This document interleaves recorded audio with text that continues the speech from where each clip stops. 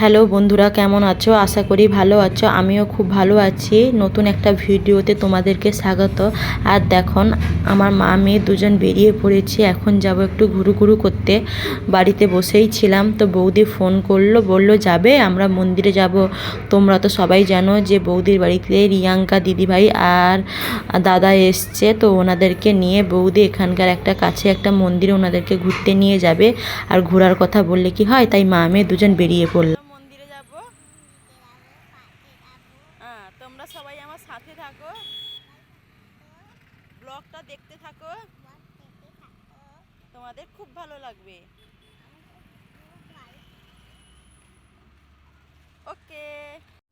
মা মেয়ে দুজন অটোর জন্য দাঁড়িয়েছিলাম, তো মেয়েকে বললাম এদিকে একটু তাকাতো। তখন ওকে দেখো, ও হেঁটে হেঁটে আমার ফোনের দিকে এগিয়েই আসছে, আর এখনও অটো আসেনি, তো দাঁড়িয়ে আছি। দেখো এই বিল্ডিংটা, এই বিল্ডিংয়ে আমরা থাকি সেকেন্ড ফ্লোরে। এখানে আমরা 5-6 বছর ধরে আছি। তো প্রথম একটা রুমে থাকতাম, তো ওটা বিক্রি হয়ে গেছে, তখন আর একটা রুমে আমরা শিফট হয়ে গেছি। আর দেখো আকাশটা দেখো কত সুন্দর না, মেঘগুলো যেন ভেসে ভেসে আছে, কত সুন্দর লাগছে। তো আমাদের অটো চলে এসছে, আমরা এখন ফোনের দোকানে এসেছি, বৌদি ফোন নেবে। তো আমি জানতাম না, অটোতেই জানতে পারলাম যে বৌদি একটা নতুন ফোন নেবে। তো তার জন্য চলে এসেছি ফোনের দোকানে। দেখো বৌদি দাদা দুজন মিলে ফোন দেখছে। ওরা বুঝতেই পারছে না যে ওরা কি ফোন নেবে। প্রথম ভাবছিল যে OnePlus নেবে, কিন্তু ওটা নেয়নি। শেষমেশ Vivo Y200 যে ফোনটা, ওটাই নিয়েছে।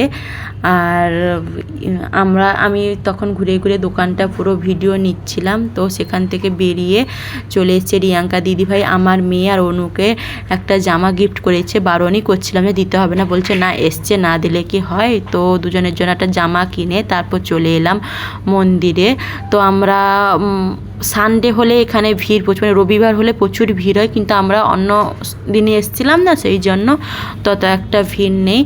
তো আর আমরা এমন সময় এসেছি, ঠিক আমরা আসার 5-10 মিনিট পরে, মানে ঠাকুর দর্শন করে নেওয়ার পরে মন্দিরের যে ঠাকুরের যে দরজাটা এখন দেখো খোলা আছে, তার আমরা আসার 10 মিনিটখানে পরে তো বন্ধ হয়ে গেছিলো। আমরা ঠিক সময় এসেছিলো, ঠাকুর না চাইলে কি হয়। তো ঠিক সময় এসেছি, প্রণাম টনাম করে করে তারপর দেখো দিদিভাই দাদাভাই দেখো দুজনেই ভিডিও বানাচ্ছে, আর ওদিকে বৌদি ভিডিও বানাবে, তার প্রস্তুতি চলছে। আর তো তোমরা ভিডিওটা দেখো, আশা করি ভিডিওটা তোমাদের খুবই ভালো লাগবে, স্কিপ না করে দেখতে থাকো। আর এদিকে দেখো বৌদি আমাকে বলছে, আমি যে ক্যামেরা অন করেছি বলছে দেখো আমি একটা নতুন ফোন নিয়ে নিই।